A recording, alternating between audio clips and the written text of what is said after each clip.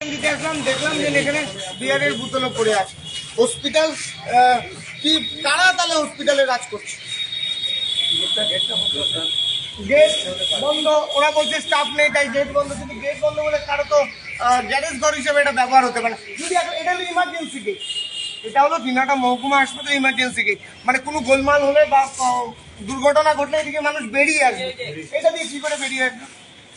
তাহলে এই যে কিভাবে দেখছেন একদম হাসপাতালে যেখানে রোগীরা মানে পরিষেবা নিতে আসে সেই জায়গায় এই যে মদের বোতল পড়ে রয়েছে, এটা অত্যন্ত দুর্ভাগ্যজনক। আমরা বারবার নজরে এনে এসেছি, প্রশাসনের উচিত এদের বিরুদ্ধে ব্যবস্থা নেওয়া। কারা হসপিটালে ঢুকছে, কারা বেরোচ্ছে, গেটগুলোতে গেটম্যান বসানো, তার মানে কোনো নজরদারি নেই।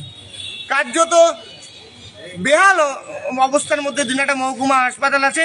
এই গোটা ঘটনা আমরা সর্বস্তর প্রশাসনিক আধিকারিককে জানাবো যে এখানে নেশাও করা হয়, হসপিটালে বসে নেশা এখানে নয়, এদিকেও দেখতে পারেন এখানে 62 তার মধ্যে আবার গ্লাস।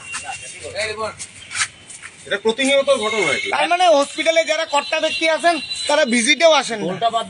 আর গতকালই আশ্চর্যজনক বিষয়, দিনাটা মহকুমা যিনি প্রশাসনের সর্বোচ্চ, এদিকেও ভর্তি, পুরো জায়গাটা গ্লাস এবং বোতল দিয়ে ভর্তি।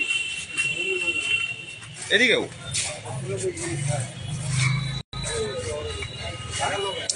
আশ্চর্যজনক বিষয়, 24 ঘন্টা আগেই আমাদের এই মহকুমার যিনি প্রধান, প্রশাসনিক প্রধান, সেই এসডিও স্যার দিনাটা মহকুমা হাসপাতাল ভিজিট করতে এসেছিলেন।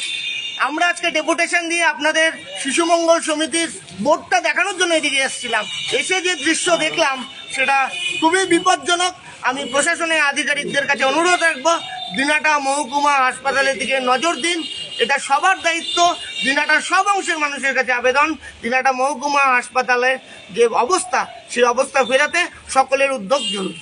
তাহলে এই যে মানে যেখানে নেশাদ্রব্য বস্তু পড়ে রয়েছে সেখানে তো দুর্ঘটনা ঘটতেই পারতো। হ্যাঁ, ঘটতেই পারতো। আমরা দেখেছি আরজিকরের ঘটনা। আপনি আরজিকরের ঘটনা আমরা কি দেখতে পেয়েছি? সঞ্জয় বলে যাকে অ্যারেস্ট করলো, সে তো নেশাগ্রস্ত ছিল, তার সেই রিপোর্ট হয়েছে। তার মানে এই দিনাটা মহকুমা হাসপাতালেও বিভিন্ন জায়গায় বিভিন্ন লোকজন ঘুরে বেড়াচ্ছেন, যাদের হাসপাতালে কোনো কাজ নেই, তাই এখানে 60 বোতল, বিয়ারের বোতল, মদের বোতল একদম পরিষ্কার দেখা যাচ্ছে।